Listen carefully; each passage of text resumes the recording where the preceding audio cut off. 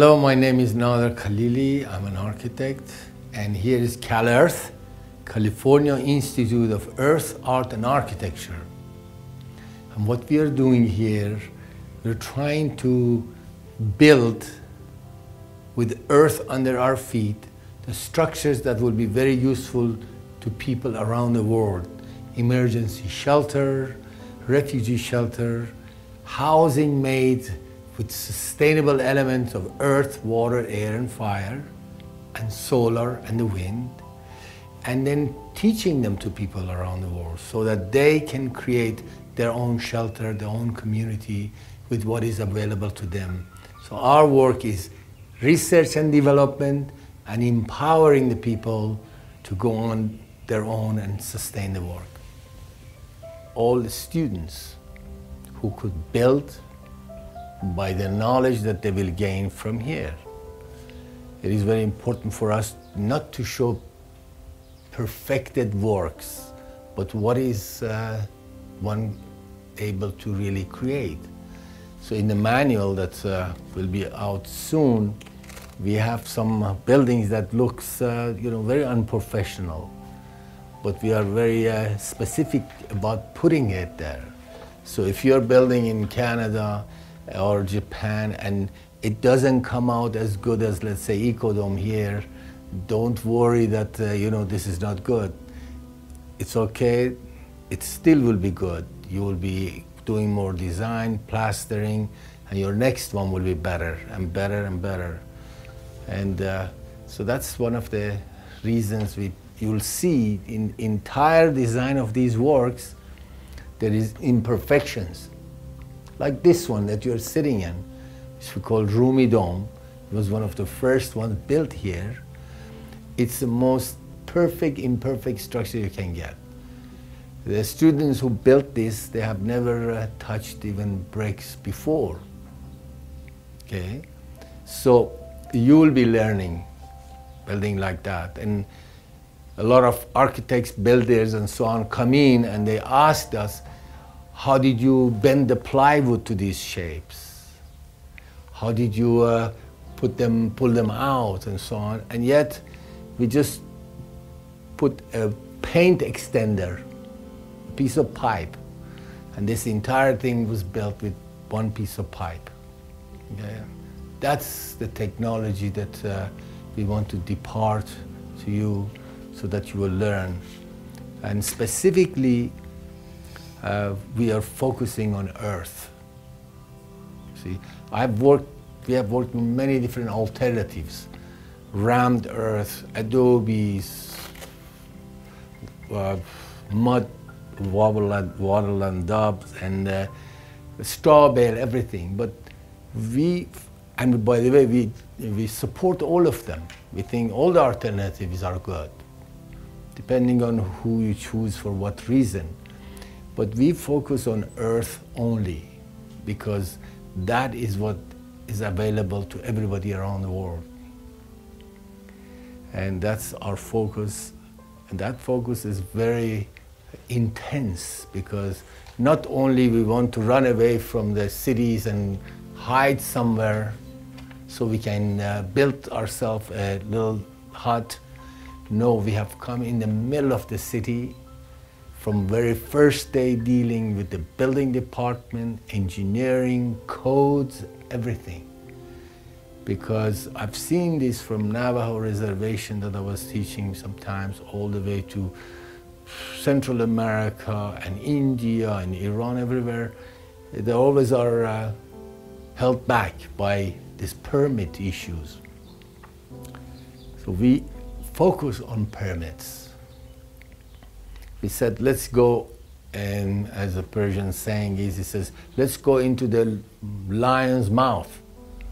Ultimately, that's people's problem. So we came here, we set up the place, and we could hardly get a permit to do a 10-foot dome, very, very small dome. And then from there on, all of these happened. And the building departments that they were very skeptical on giving us permit, several years later, The same official stood inside one of these buildings and told CNN, World News, that these buildings are so strong that our testing equipment began to break, so we stopped them. That was for earthquakes, which is the most difficult code to pass. And it took us 6 years to get that permit. But we never gave up because we knew this will solve people's problem around the world. Just recently, the recent South Asian earthquake in India, Afghanistan, and Pakistan. When Pakistan, they're asking us, could you help with all this emergency shelter and so on? We said, yes. And we sent 4 of our apprentices like yours there and then helped them build. But in the beginning, of course, the government and the building department asked them, so where is your engineering? How can you come out through permit? We got to go through permit here, permit here. And we told them, just tell them that these things have passed California earthquake tests and other tests here. And they said, and they were given carte blanche to go and build anything they wanted. That's why the reason we are here. It's a great blessing exists here, and that is we have the freezing winter, boiling summer, flash floods, and then windstorms, and of course lots of earthquakes. We are very close to San Andreas Fault here. Okay?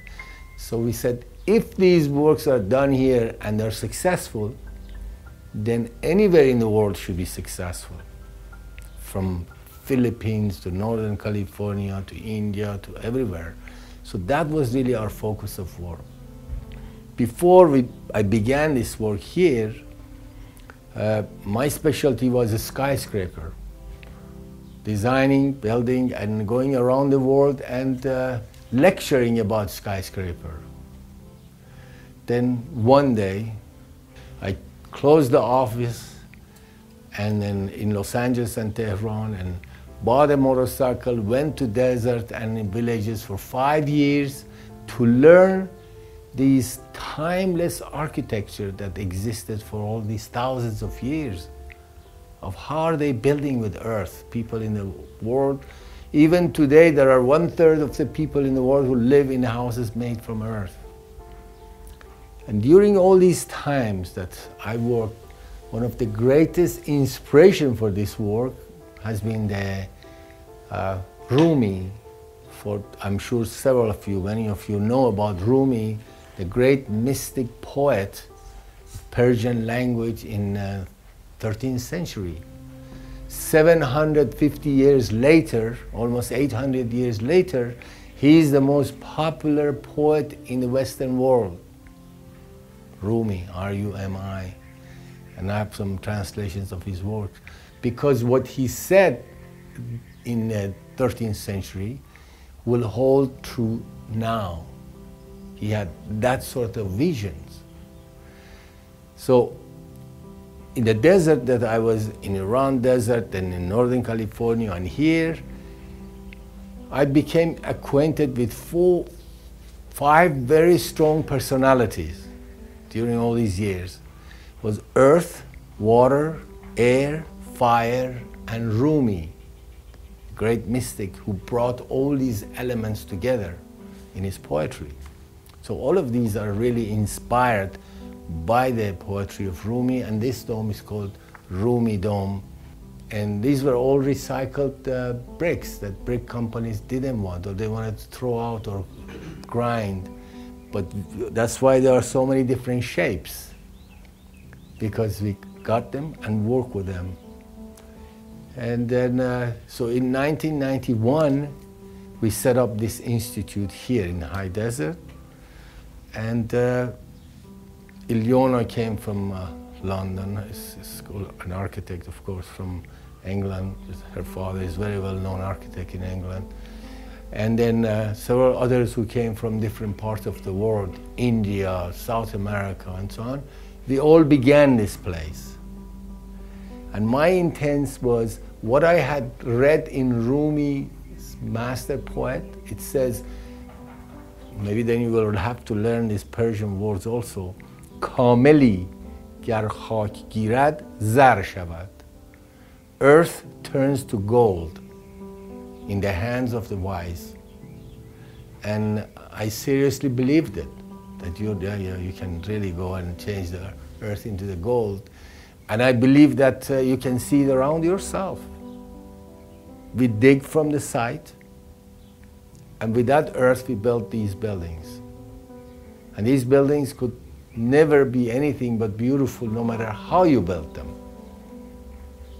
As I said, you can never see an ugly tree or ugly flowers. Anything that's built with natural elements are always beautiful and strong, of course. Okay? So that idea of the earth being gold captured me greatly, and we have worked for it. I've worked at it since 1976. That's 30 years now. And I still, we have open houses, lots of people here, and distance learning, teaching, all of these things.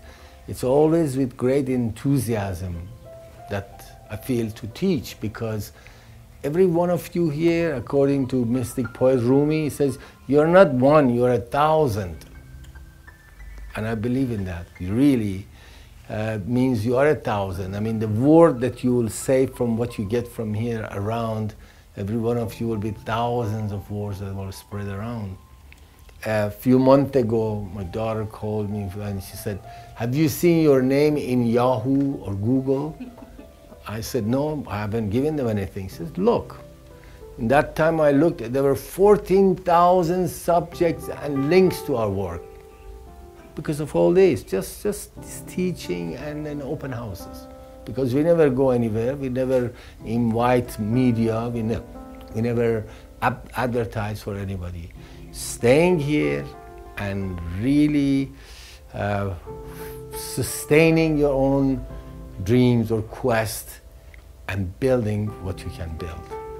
So that is a very important aspect of this work. While you're here in these days, there are 2-3 very important things that you can do.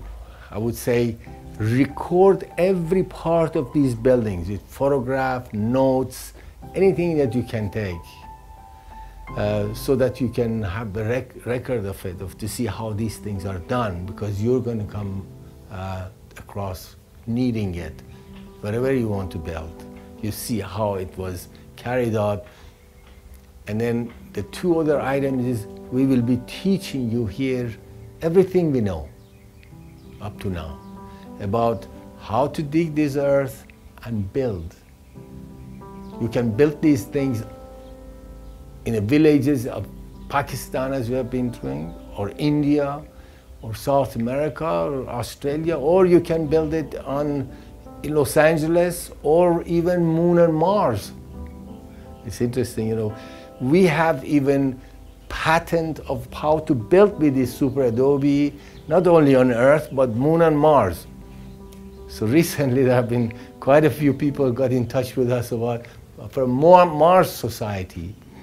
Of this are the ideal, of course. You take a roll of these tubes to Mars, which will weigh the weight of 1 human, and then you will suck in the dust from Mars, and you coil it, and it becomes structures. Same thing on the moon. When I was presenting these to first NASA symposium on lunar bases and space activities of 21st century, they had asked for people to send an idea, their opinion of how could we build on the moon. And I had come back from all these years of work in the desert for 5 years, and somehow I was inspired to answer that call. So I sent in 1-page paper to say, this is the way to build on the moon. And I wasn't afraid to present things that seemed very, very old and ancient to everybody else. because I had seen the power of sustainability of working with Earth and believing that, Earth is better than gold. So when I presented that in the National Academy of Sciences, they gave me 8 minutes to present. Actually, everybody had 8 minutes to present, 6 minutes question and answer, and 1 minute was presenting you, introducing you. After I showed these slides of what different places in the world have built with the Earth, and why can't we go on the moon, do the same thing, instead of taking so much material with us and using what is on the site. The keynote speaker of the NASA in that day said, every pound of material we carry to the moon, it cost us 2 to 3 pounds of gold. I was hit. Earth is really gold. It's better than gold. It's twice as more, worth of the gold according to NASA and the moon. So right there, if you pick up some soil on the moon, you have a ton of it used. You have 2 tons of gold you have saved. So that's how I presented in those days. Of look, you can step out of your space shuttle and suck in moon dust and start building. And that was the main subject of talk. And of course, the response was so great, I cannot even mention to you that that's a very long story of how I went from here for that 8 minutes presentation. But at the end of that same session, I was invited by the scientists of Los Alamos National Laboratory to go there and be there as many days as necessary to interact and exchange these concepts with them. And I did, of course, because they have truly the knowledge of the materials in most of the universe, at least the solar system. And this concept of how you can pile up the soil like this on the moon, take some lens or mirror and melt it from the top, because it becomes lava, magma, very easily, because the lunar soil melts much faster than Earth soil. It's a lot of glass, ceramic, and basalt in it. Okay, so if the Earth outside here will be melted 2,500 degrees Fahrenheit, over there you can do it with 1,600 degrees, so even less or more. So my idea was, if you pile up the Earth like this, and then focus the mirrors and lenses from the top and let it melt and crawl down this side. Because the gravity is only 1/6 of the Earth, and because the difference in shade and sun on the moon is something like over 400 degree temperature, Fahrenheit, 400 degrees. Therefore, you could immediately cool off your mix, immediately heat up. And then once that comes down and you create a crust of 2 inches, then you dig out the soil from underneath, then you have a dome like that. This is a very direct utilization of lunar resources. Because until then, actually the people who talked before me were Lockheed and then Portland cement companies. They were saying, if we set up this factory on the moon, we can create cement, and then of course prefab panels and all of these, which they had great ideas, but it needed manufacturing and they needed water. That time I remember they said they need 60 tons of water to start the factory or something of that nature. So right there, you remind me, that's 120 tons of gold. If you wanted to take it from here, now there is some water, they say, on the moon. But just putting your hand on the soil and building. So this was one of the examples. Another example was, if you take what I call gyrating platforms. That's a big potter's wheel. Imagine a potter's wheel as big as here on the moon that is centrifugally working by the solar energy moving. And in the center of that is a fixed space of, let's say, 10 foot. And you pile up the lunar soil on top of that. And then you focus your heat over it. And as it melts, this material that's molten, they can just crawl out of the wall and you create big pipes. And if you cut that pipe into half, you have a vaulted house. You just put it on the ground. You've done it vertically. You have separated it by small. You put it together. So it was exactly the same concept that for thousands of years we have had, and we work with that concept, but totally new use. And of course, nobody was questioning, the strength of these things here or there, because, small, even domes today, every nuclear reactor is built with domes involved. You have never seen a pitched roof or a square nuclear reactors. All the nuclear power stations are all in these forms because they are the strongest. Okay? So, as Einstein says, the most important thing for you to remember, the only thing that's really different between you and me and him and her is our intuition. Is that intuition is the only thing that's really different.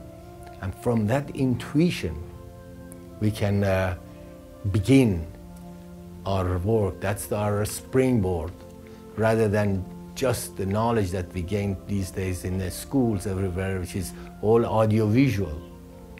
You see the film, we read, we hear, that's our knowledge. But when you work with your hands in the earth, you receive totally different knowledge, because your 5 senses are at work. And that is the knowledge that will grow with you, and you can expand in your thoughts, design, building, and everything. So putting your hand in earth is a very, very specific and very special way of knowledge that not only creates products, but it creates more inspirations. So that's what you're going to see. You're going to have your hands in there, both intuitively, because our hands are the only extension of our subconscious to the tangible world, right? We see the ground, we hear the sound, but we can't do anything with them now. But with the hands, you change that subconscious thought into forms. You form clay, you form this, you change that. So these hands are extremely important to work with, and the type of knowledge that you gain is closest to instinct. Rumi has a little beautiful story, small one. It says that there was this peasant with a camel. He was riding his camel from one town to the other.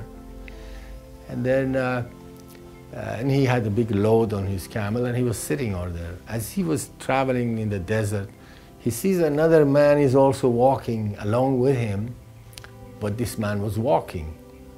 He turns around, he feels, maybe I should be, he feels sorry. He says, this is a hot desert, I should probably give this guy a ride. Although he wasn't really hitchhiking, but so he says, well, let me test him out first. So he asked him, he says, who are you? He says, well, I'm Professor so-and-so in this town. He said, so what are you doing walking? The man says, by the way, I have ask you a question. He said, what is that? He says, those 2 loads that you are carrying on your camel, what are they? He said, one is wheat and the other one is sand. And the man says, but why? He says, because this wheat is going to be heavy on the camel. I put the sand on the other side so it balances. So it's much more comfortable. So the man looks at him and says, so why don't you divide the wheat into 2 bags and put it over there. A camel, you will carry less weight, and then you don't have to carry all that sand. That peasant or farmer looks at this man, he says, who are you? With this knowledge, are you the king of this town that we were there? Or this? He says, no, I'm just a teacher. He said, you are advisor to the king? He says, no, I'm just a teacher. I'm going. He says, where are you going? He says, I'm going to look for a job in the next town. And he said, no, I know you're hiding your money at home. Probably under your mattress is full of money and you don't want to bring it out. You don't want to buy a camel, you don't want to this, and you're saving it. The man says, no, truly, this is what I have. The farmer looks at him and says, look, with all that knowledge, with all that you have, you're still walking. You don't even own a camel. So why should I listen to you to put half a wheat on this side and half a wheat on this side? I think I'm going to keep just the way I'm doing and go this way with the sand and wheat and not listen to your advice. Because, intuitively I thought it's a good idea to do it. And Rumi is, of course, he comes out and says, although, this is, of course, knowledge that's stupid, you can really learn to go to the next step. But I think this man had a very important, because intuitively he had followed a route that was successful for him. Although he could have really improved on it, and eventually probably he would improve on it. So those are very simplified way of saying following intuition rather than just copying what everybody else says or advises you to do, sometimes is a great savior for this journey that you are making. And since you all are taking truly, you're all here, you have paid money, you have come very far away, and you're here, it's naturally that there are two items here that really connects you all together. One is this journey you are taking. And you all have some thoughts and ideas and emotion that why you came here. And then that's taking you all along this caravan of going the same direction, really. Although you may be totally from different culture, different knowledge, but that is connecting you together. And these years of teaching, of working, have shown me that millions of people really are very close to each other. They look separated because they all have a quest to do something beyond what they are doing right now. And this quest, as Rumi says, is the most important thing about this quest is that, if we call it a dream or quest, it will surely come to reality, that it will happen. Because, as an example, he says, if you have a parched lips from thirst, you're very, very thirsty, and constantly searching for water, Rumi says, definitely you will reach your water, you will reach fountainhead, because that parch in your lips is put into that lips by the water that's waiting for you. And every inspiration that comes to your heart, you think you're creating it, it isn't. It is something else that has put it into you that wants to be manifested. So there is definitely guarantee that you will reach the fountainhead. And your work is really nothing but just two words, as he says. Mi tarosh or mi kharash. Sharpen your pencil and scratch your paper. Keep doing what you're doing. Sustain. That ultimately will get you to that point. Okay? So in next several days, or one day even, we will try to share with you all this knowledge that we have gained throughout all these years on how to work with earth. Because it is the type of knowledge that has to be spread. It's the type of architecture that if ego comes in between you and a people, it will never progress. It will just stop at that point. If you come up and tell me that, this is what your ideas and so on, and I'll say, no, no, no, this is the way I'm saying, and you follow that, it somehow creates a barrier right there. That means I either am not confident to take your ideas, or there is some specific profit in it that I'm trying to control a group. Somehow I want to keep this scarcity that's among professionals that exist, that they don't teach each other their secret of work. It doesn't go with earth architecture. You have to let go. And today, if you come up with a better idea to doing something, believe me, tomorrow we all follow yours. That's because we are here to find that essence of the essence of what is it that we can build. And our uncompromising philosophy has been here that whatever we need is right here. We don't need to go outside. And right now, 90% of that has come true almost, you see. In these buildings that we built right there, that Ecodome, for example, small little beautiful house, if you put them together, they become a whole cluster of anything, a village of any sort. It is, you dig there and you use that earth to build. Now we add super adobe or tubes with it, and barbed wires and cement. Those are the outside stuff that's coming. And we recognize that while we are using 10% cement, barbed wire and bags. What about those elements? So here comes a trade-off for us. I like to use only pure earth and build with it. But then building department doesn't like that. So you start compromising. Just in those cases, for now. So we said, all right, we'll use some cement, we'll use barbed wire and this to bring in to the code of compression and tension, because these buildings are good in compression. No matter how much load you put on them, they're very strong. Nothing will happen to them. But the minute the horizontal force hit, like earthquake, then the whole thing crashes. That's why tens of thousands of people get killed in buildings that are all built with earth because of the way they have built it and because there is no tension element in it. Now we have added barbed wire, which is barbed wire and sandbags are the materials of war, and every country in the world has it. So you need to really get hold of some of that. And we always advise student people, if you can't find any barbed wire in the town, just go find, there are prisons, there are camps, government camps, there'll be lots of them around it. All you need to do is just take some of it with you and use it. And then your rice bag, your coffee can bags, whatever it is, could be used. So these materials are there to use. I remember one of the people who were trying to build in India, I mean, she said, but we don't have any bags here. That means we can't do this. I said, but you're wearing those saris. Do I have old ones?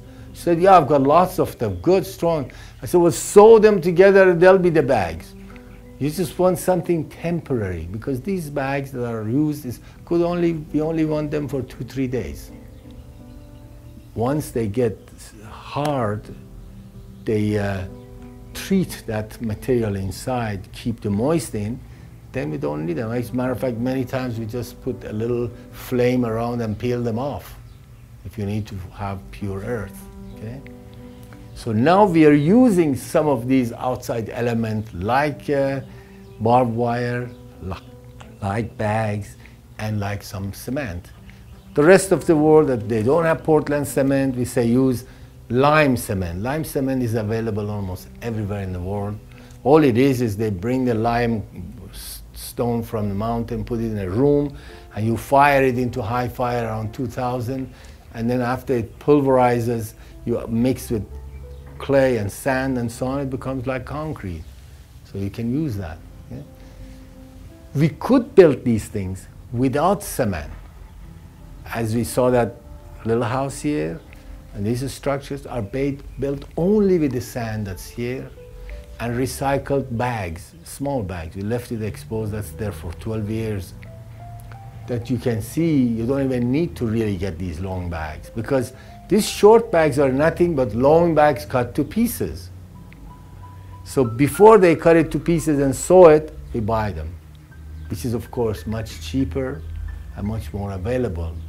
But we say this is the specifications, this is the way you do it, and we make sure that our name is in it so that it's not all the phony things will not come in and things will fall apart. Okay? So those items are not, the rest of it is all earth, material that is not there. Okay? Now, the way we are going to give you this technology is going to be hands-on, that will continue throughout. So everything you learn, you'll put it in to see it can work. And first, tomorrow morning session is going to be about design. How do I go around and designing these things? I mean, I don't want to have one dome here, one world here. I want to build houses, I want to build this and that. So we'll discuss design. Tomorrow morning we'll have a session all about design. And so when you sit to design your house or a school or anything, you know how to go about it. Next day, we will be talking, we'll have a session on materials. How to walk into a site and dig what is there and start building with it. How do you know what you have there? Maybe if you test it out, you will buy that land, or you don't buy that land. But if you own the land, you can still use it. What are the materials that you use? With this knowledge of theories of designs and materials, and then you will be constantly doing hands-on with the work, we are hoping, and we are pretty sure, that after this workshop, I'm hoping that we can blindfold any one of you and drop you anywhere in the world. You get up and start creating things. Maybe we'll give you a bunch of sandbags you pack in your bag and send you to Death Valley. You say, build a shelter there. See? I mean, any Scout, Boy Scout can do that, or Girl Scout can do that, just a few bags and walk there and build themselves if they know the technique. Just like this. Why are these standing up like this? Because this is the way nature builds everything. It's just, this is just like a soap bubble. If you blow it from a triangle, it comes out in this shape. If you blow it from a circle, it comes out like this shape. Triangle, rectangle, it doesn't understand what shape you're using for your plan. Nature tells you this is the way to build with minimum material to create maximum structure. And that's what really the seashells are all about. That's what soap bubbles, as I said, or the beehives are all about, or tree branches, or daisy flowers. They're all about this natural compaction of the geometry of nature, that everywhere you go you see, you know, even the cracks on that seems very random, there is a pattern in them that you can find always. The nature would do that. I mean, our work was just published by an American Institute of Architects journal dealing with New Orleans. Why can't they use this system in New Orleans? 10 years ago, FEMA came here and paid for stabilization of a lake that's here. And we put these long tubes at the edge of the lake that was all falling apart, right there without taking the water out. And it's still there and very strong. And FEMA paid for it, and they said, this is going to be great for Mississippi regions, for all that river, because rivers are always follow. And we said, yes, this gives you natural curvation of the wave. If you follow that, then you're not building a straight wall, that you have constant compaction in between the waves and your straight wall, and which ultimately these levees will fall. And it was published. Of course, you know, it will take probably a long time before these things will sink in, but this is how you stabilize, this is how you work, because one line of these structures, you've seen in computers sometimes, you know, all these lines comes in, all these geometries, that's what it is. You know, you take one line of these bags and form anything you want to with it. So these structures we built we don't call them constructions because we don't want to try to scare away, let's say, females in this world. Especially, you know, half of the population, let's say, in the world are women. So why are we saying that construction only belongs to the machos? That's you know, it's stupid because we are just pushing out the other 50% who could help us build. So we have tried very hard to keep these buildings so that you can build these structures with 1 coffee can of soil into your bag. And that 5 to 7 pounds, anybody can lift it up. So this has been very intense work of not macho work. So we call these structures sometimes not constructing, but weaving them together. You weave like basket weaves, you see. This bag goes here, that one goes here. If you look at some of the structures, look at the videos, and you'll see that's how it works. So those 2 areas of work, once you understand the theory and hands-on, you should be going anywhere in the world and really build. I wouldn't say that you start with a big dome, no, you start with a small structure, landscape maybe, or around the edge of a pool, any place. And then once you develop the confidence, then you just develop that into a whole village or town or whatever is happening. But what I want to cautious you is, it's a hard work building a earth building. It is not just easy, you know, I will just imagine it and it will happen. No, your material is there. You have very inexpensive basic things that you buy. You buy bags and barbed wires and a little cement. But it's a hard work, just like anything else. But less hard work than making those big adobes and, you know, breaking the bag and lifting them up and putting them 45 pounds, 35 to 45 pounds, because you can just work with the bag. And another important aspect of the work is that, like these adobe blocks, you don't need to block, then you have to protect them, then transport them somewhere else and use them, because they need clay and sand, all of those specific things. With these super adobe systems, you can use almost any earth, almost we say, because there is never one universal solution for anything in architecture. If you are in the middle of a forest, you know, it's all organic material. Now those you can't put in the bag and use it as these structures. You need to dig a little lower, you get to the natural earth, and then you use that to build that. Then Costa Rica rainforest, some of the students who came and learned, they built one of these houses there just with the earth to show that you don't need to cut the trees to build this house. Okay? So it's a hard work.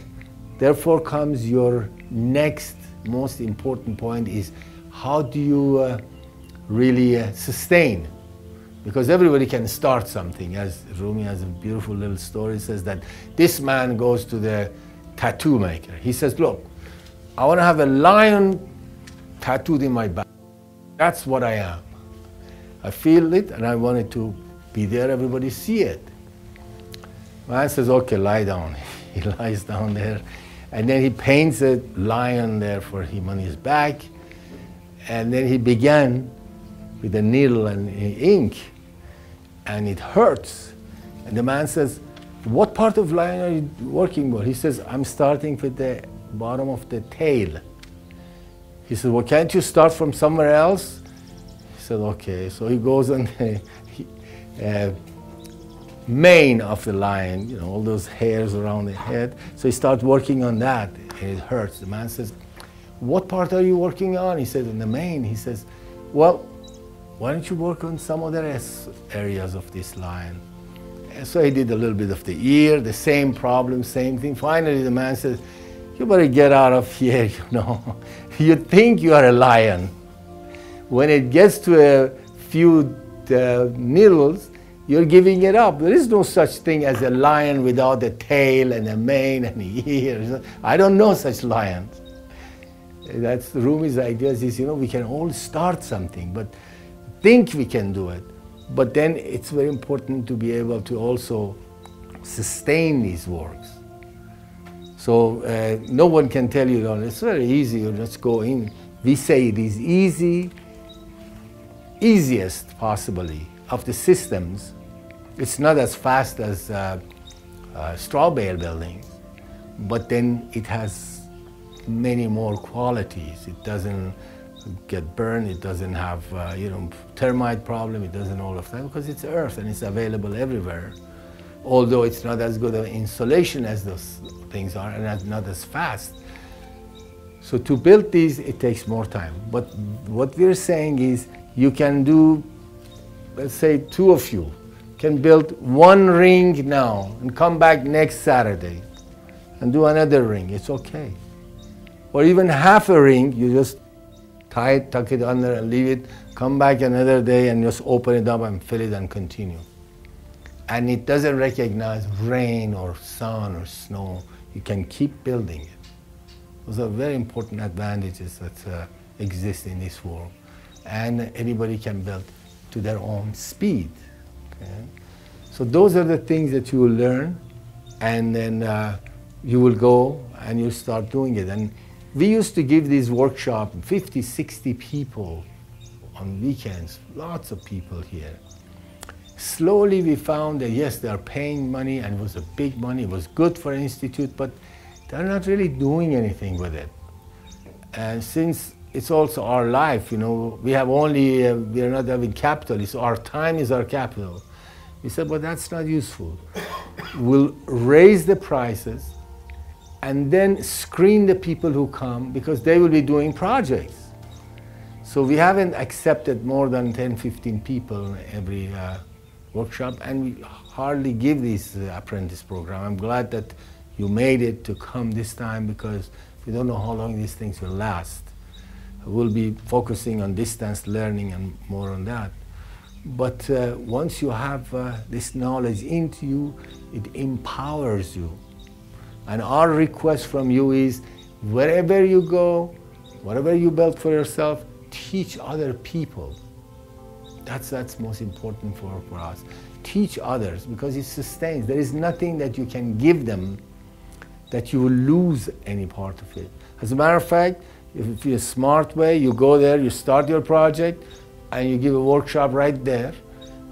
You charge people maybe $50, 10 to 100 peso, whatever it is. People come and learn from you and build your buildings.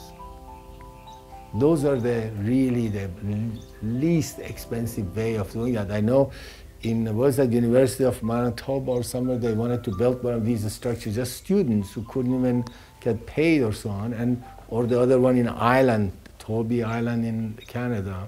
The more you bring in the people without the fear that they're going to take it away from you, and they're going to go and try to patent it and you can't touch it, these fears are gone, because we already have done it. We have already patented all of these things.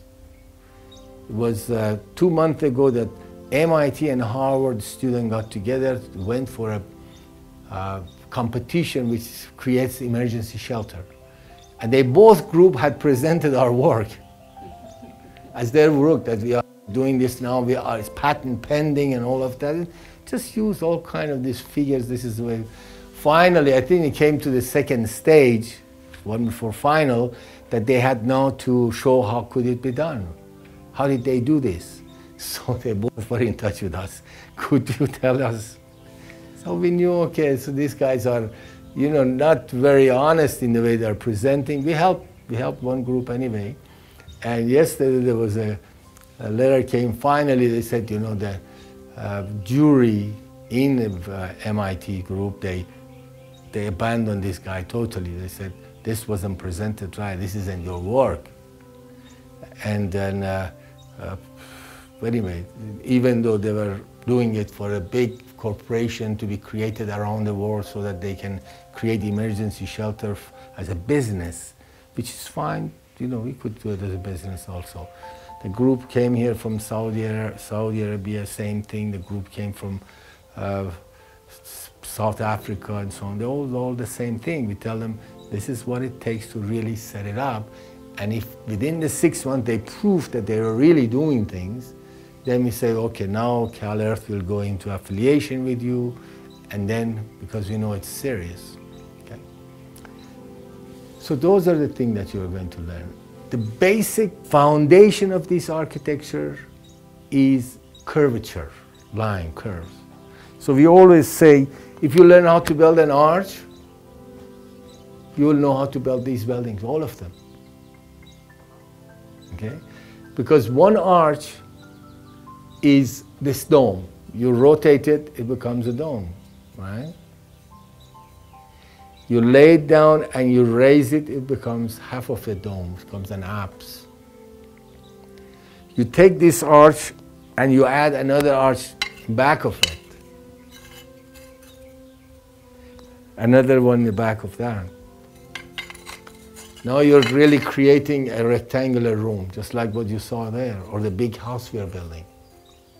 So by these repetition of these arches, to me, I mean, the universe have been giving us its message through rainbows for millions of years. I mean, you have never seen a pitched rainbow. Even our head, all are round. I mean, imagine if you had a pitch head, one side hot sun on your right brain and one side left brain all cold, what will happen to all of us? Okay? So everything else is really derivatives of these alpha principles of how to use these arches together. Like, you know, you get these two together here, and you put the third one like that. You see, that's that house. You go from one room to other room. Even the big house we're building, 2,000 square feet, 2-car garage and 4 bedrooms and all of that. It's the exact same thing. Instead of 3, we have 9 vaults. We have arched roof we have. The rest is really, and if you look at that big house, you'll see only we have 12-foot long corridor, hallway, not all throughout the house. So you just keep focusing on these forms and arches, and you expand your imaginations to what it is. We have usually children who come here for workshop. We teach them because they're the best customers because they're not brainwashed yet. And before they enter, we tell them that there are 2 things they should remember before they come in here. One, the house that they are drawing, pitched roof, square window and chimney, they should wipe it out of their head, because that has caused over 60% of the destruction of forests. Everybody wants that image. And that means you need to cut the big trees, turn it into the trusses and 2x4s and build them. Okay? The second thing that they should do as they come here, so cut off that pitched roof design from their mind, and then as they come here, imagine that your houses from now on is going to be rainbows. Instead of that, you're just going to design with rainbows. Second, if you call this earth under your feet dirt here, you have to do 5 push-ups. Because that's a 4-letter word here. Dirt is a 4-letter word, because, you know, once we call the earth dirt, that means we can pollute it with anything we want. We can dump our trash in it. You can never imagine anything beautiful could be created from it. Okay? So anyway, as you go around the site that day, you know, 60, 70 kids, you turn around, you see few people are doing push-ups there, few people are doing push-ups. And when we go to their school, sometimes we see a group of them says, he said that 4-letter word. I didn't say it. We asked him, what is it that you didn't say? He said, I didn't say dirt. I said, okay, goes down. So, you know, this work is not a very serious, macho, and, you know, it doesn't depend on your executive productions and, you know, CPM, that's critical path method that we use for high rises, all of that. It doesn't need that. Common sense and believe that what you're doing is going to come out strong and beautiful by following the basic structural principles. Okay? And those are the areas that you'll be focusing on, how to build these structures.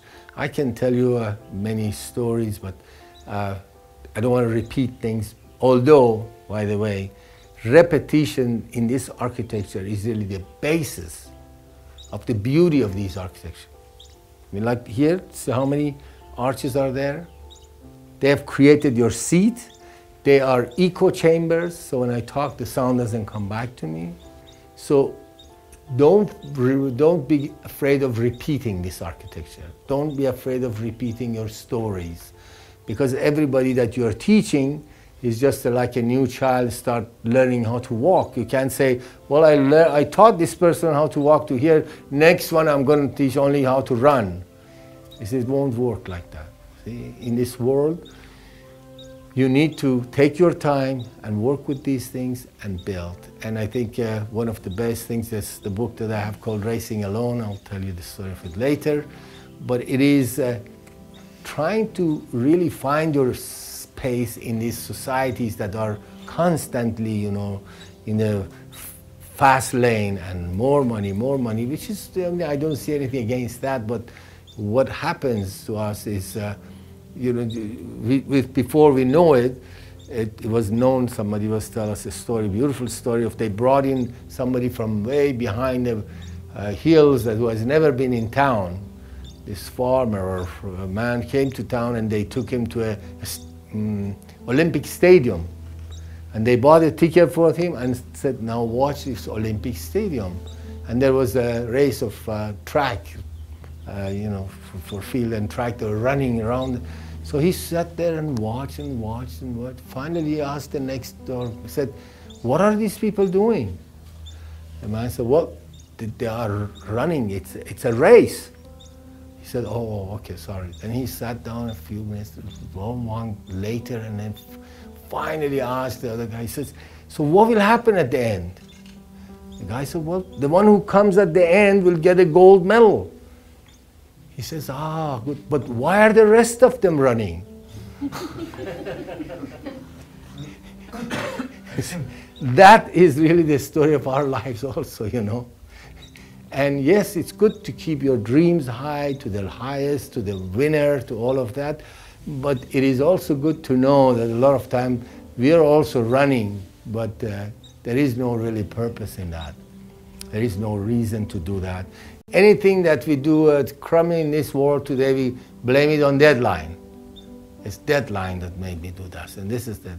There is no excuse here to do that. Okay? So those are some of the points that I was going to open these discussions with. And then next several days, as I said, take your photograph, take drawing, and really make yourself part of these structures. There were real stuff that were made here. When we came here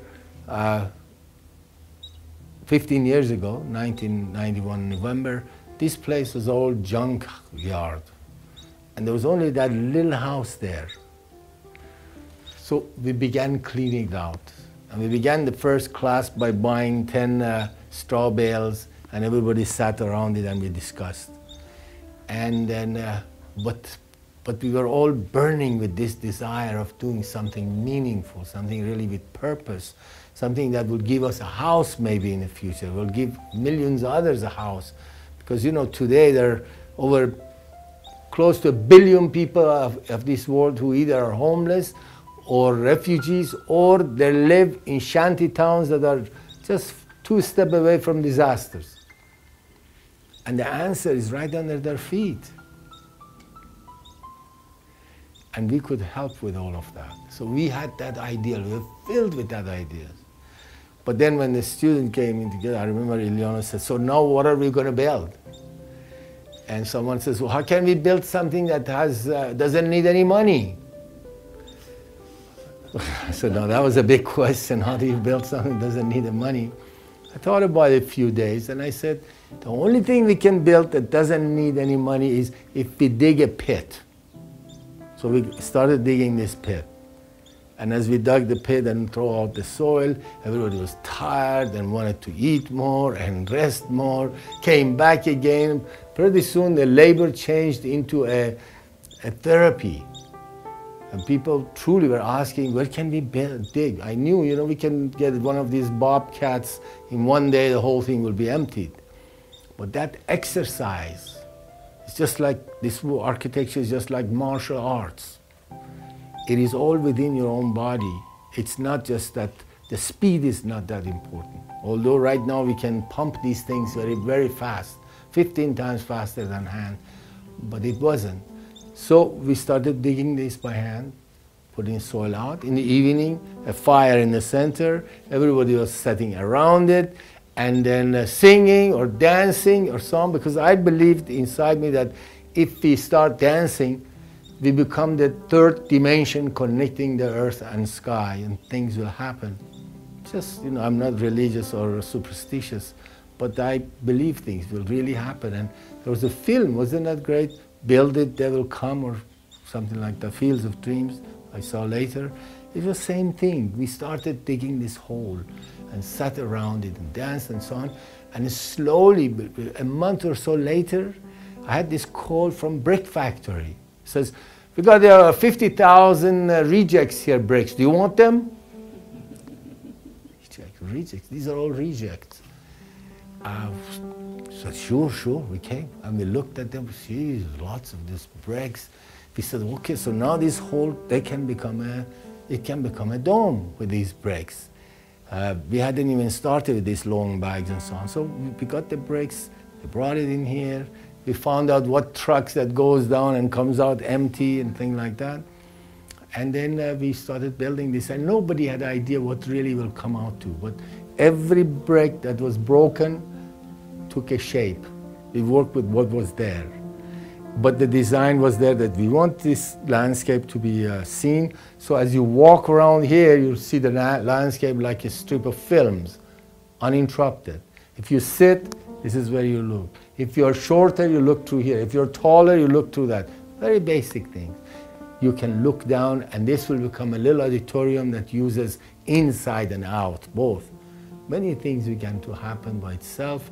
Many inspiration came. People came from many places in the world. I had, of course, students from a university came. And right there where you're sitting, I had a student from Israel and one from Palestine working next to each other. They were both architectural, becoming architects and so on. And then I told them I have one condition for them before they begin, and that is work together, don't talk to each other. Just don't say it, you know. As very well-known Persian poet says, he says, you see, the tongue is the king of your head. It can make you a crown, or it can have your head chopped off, just with your tongue. And I said, that's condition. Work, just don't talk. And after a couple of days, they came and said, Mr. Khalil, you know, we found out we really don't have much differences. We want homes for family, for home, and so on and so on. You know, all these problems begin when we start talking. That means I can say something that hurts your ego. You can say something hurt my race and religion, or something. And if we begin to work in silence maybe, or work as a team, many things changes. So that's what happened. We learned how to work with teams, and we came out and one by one put a break, looked at the hall, looked through that hall. There was no design for this ahead of time. And when it came, there have been tens of thousands of people here. It has great power because they have left their great energy here. Those who came here, I know 99% of them, they had all going through the same journey as we are going. I never needed to go and invite them over. They are everywhere. Wherever you are, you begin this sort of work. If you have created a good energy, people come around you. So this was built, free bricks, free workers. We only paid for some of these cement because we said, let's build this as a standard brick dome only. And then from here, we will build something else. It just generated. These structures were generated by itself. And throughout, you know, since 1991, every structure is built like that. All built like this. And many hundreds are happening, we know, around the world right now. We get photograph from this person, we get photograph from that country, because they have either taken it from our website, or because we have put some of the knowledge in the website so people can take, they don't have to come here. Of course, if they want it to be more extensive, they should learn.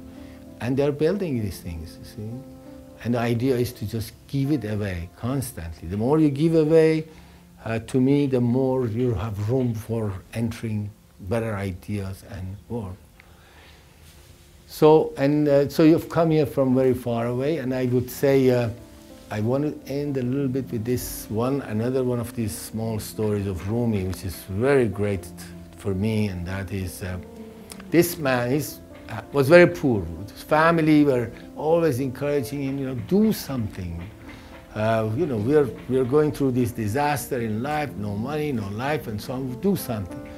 So he was under a lot of stress. So one night he has a dream, and he was living in Baghdad today. Same Baghdad, that time part of the Persia, and he dreams that there is a treasure in Egypt in so and so place, hidden there. He gets up early morning, puts on his clothes, backpack, whatever he has, he goes. His wife says, "Where are you going?" He says, "Well, I have a dream, I have to go." He said, "But where?" He said, "I need to go find these dreams because there is treasure there." And then they go there, and then he goes through this desert, extremely hot, extremely difficult, going through that. He can go. And then he finally reaches the Egypt, in that time the Cairo. He reaches there, and then when he reaches there, he comes there at night. During that same time, there were a lot of robbery happening in that part of the town. And he arrives in that time. And he goes and looks at this place and that street and that alleyway where the dream had addressed. He looks at it, he starts digging or something, and then all of a sudden the sheriffs and so on jump on his head. Here we caught the thief. Here is a thief who's been... So they give him a good beating and they take him to jail. And then his clothes torn. They say, "Yeah, he must be the thief for sure, the way he looks like this." Finally, very early morning, late at night, the warden comes in jail. He says, "So you've been doing all of these thievery here and gave us all the problem in this town?" He says, "No, I just arrived yesterday." He said, "What do you mean I arrived yesterday?" He said, "Yeah, I came from Baghdad. I had this dream that there were treasure here. I came to find that treasure right here. And that's why I was." The sheriff looks at this and says, do you think there will be anybody stupid enough to believe your story? I don't think so. The only person who will believe your story is me. Because I had the same dream 2 nights ago. But my dream, the treasure was in so-and-so place, so-and-so street. But I'm not like you, stupid, to drop everything and get up and go through this long journey for my dream. But I had a dream. This was nonsense. So I didn't. You see what went through your head? This is what happens to you, following an idea, finding your dreams and so on. And then he says, "But I'll let you go before they come tomorrow and hang you, because a lot of people are angry with you. But my dream was, this was a town, this place was in Baghdad, a so-and-so street, a so-and-so alley, and so on."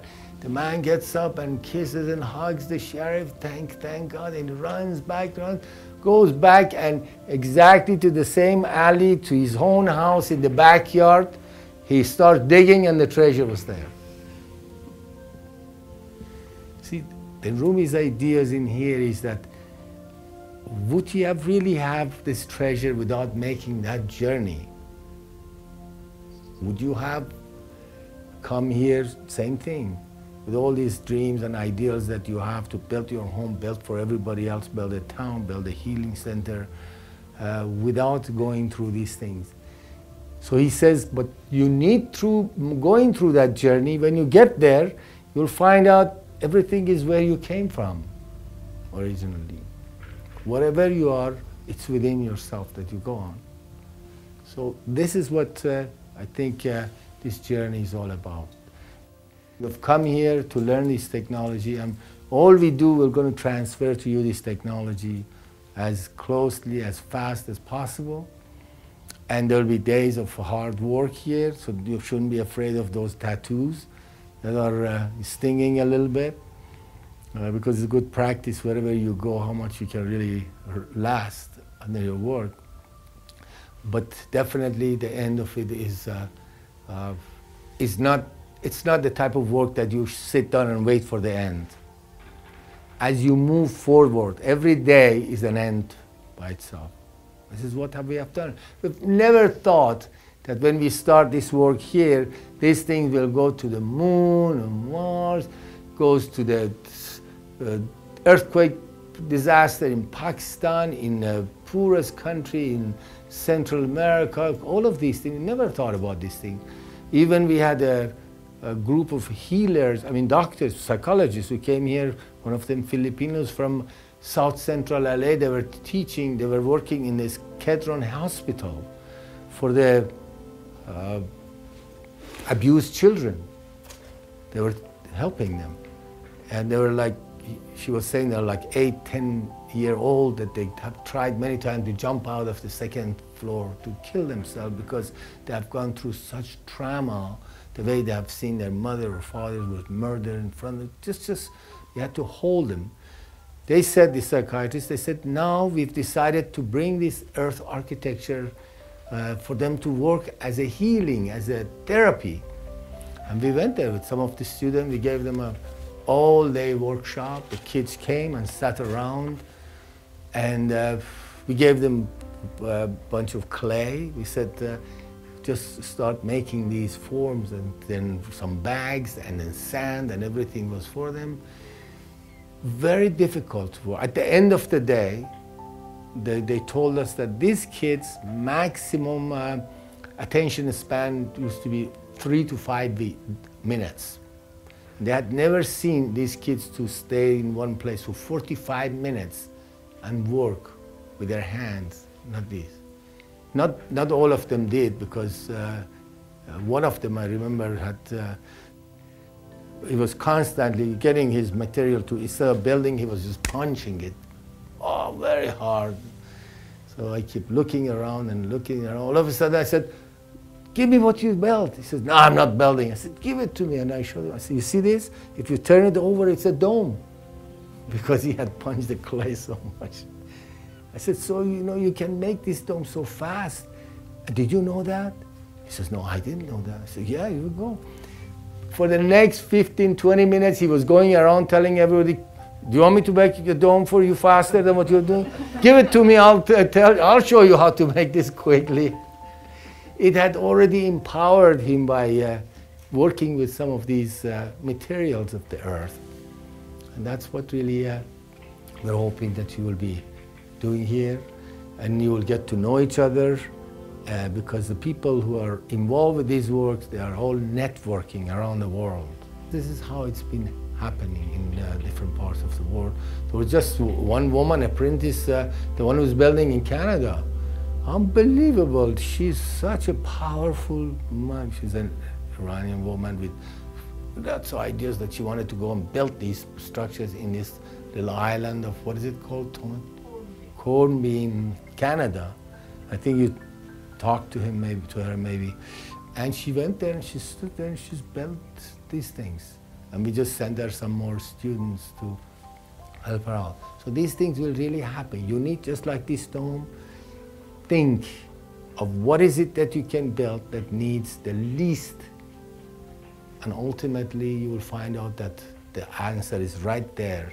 The treasure is right in your backyard, but you need to make this journey, to go through this hard work, to reach it.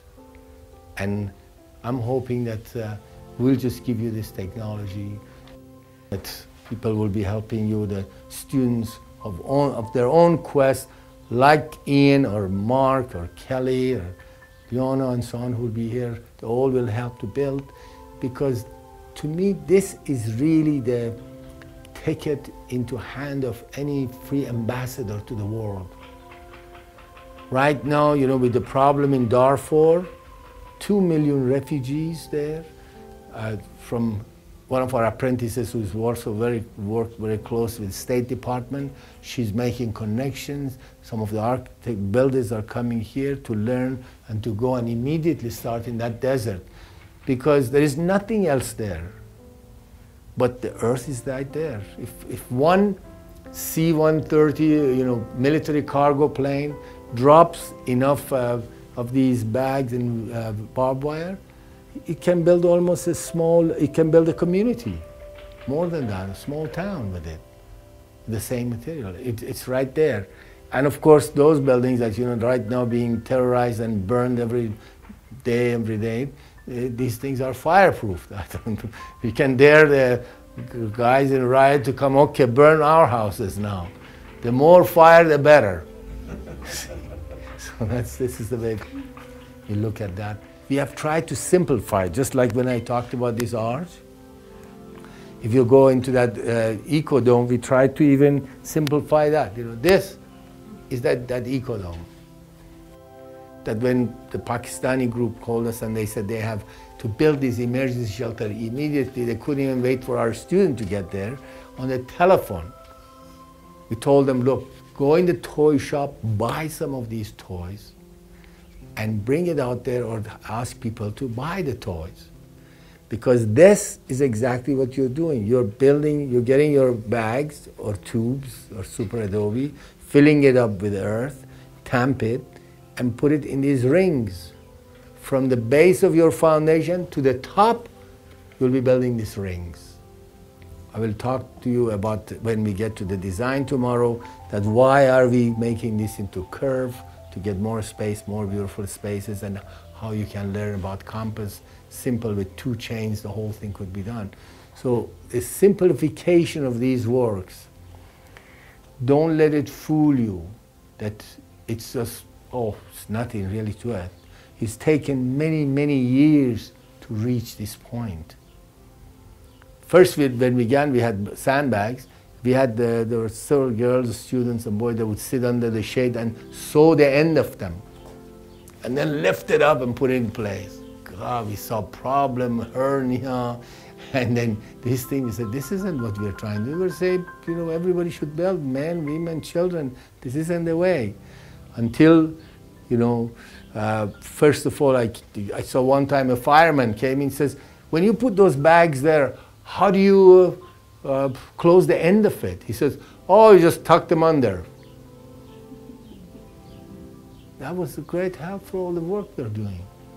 So we tuck them under and you walk over it, and the more you press, it's impossible to open up.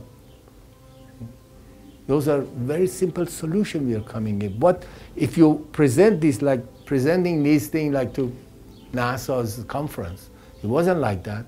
It took me 30 days and nights to work on one page to introduce that you want to go in on the moon and build these things. Imagine if I go there and say, well, you go on the moon and then you can build domes and vaults and arches and so on. You're out. That's, so what? But I had put this whole thing in a different language totally, which for me was new forced to learn. I had to tell them, in situ generation of a single and double curvature compression structure, utilizing lunar resources, can create a sustainable, habitat for the moon, Mars, and so on. And they said, yes, of course. Everybody knew what I was talking about. So it's all language. The way you teach children, the way you talk to grown-up, the way you go to the scientists, you're saying the same thing, really. I'll just finish this. After that big BAM earthquake in Iran, 2 interviews from London by BBC. He said, what are you trying to bring 3,000 years old earth architecture, mud houses to now? You think that will work?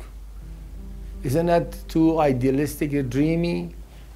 I didn't answer him. I said, what is the most expensive car in England? He said, well, it's Rolls-Royce. I said, so what does the Rolls-Royce run on? He says, well, 4 wheels and chassis. I said, didn't we see that in 5,000 years ago, the sketches in Egypt that they're called horse and carriage? Now we eliminated the horse, but the wheels are the same wheels, the chassis is the same chassis. We go to the moon, we make those 6 wheels. Go to the Mars, we may make them 12 wheels. But we don't sit around and change wheels. What we are bringing to build, yes, you call it mud architecture, but it is timeless architecture to us. We are bringing that wheel and chassis, we say, now move it into a new era. You built that wheel and chassis, you put a Rolls Royce over it, or you put the pickup truck, whatever you want on it. But the timeless elements never change. And that's what really is presented. That's why this whole work was, as you will see, by visited many times and endorsed by UN, by NASA visitors, by students who come for all of this, because this is a timeless architecture form. It doesn't recognize where in the world you're building, as long as you get it. And the reason these things are really moving fast is because alternative medicine is moving fast, alternative food, all of these things are now in the people's conscience, and it's helping all of them work together. By 11, we'll be on this corner, start practicing how to build an arch without any cement or mud or mortar. Gravity, friction, and angle of repose. I mean, those are the big words to explain it. Means build it and it should stand up with sand and brick. And that's how you're going to start. Okay? Thank you for the first time. Thank you very much.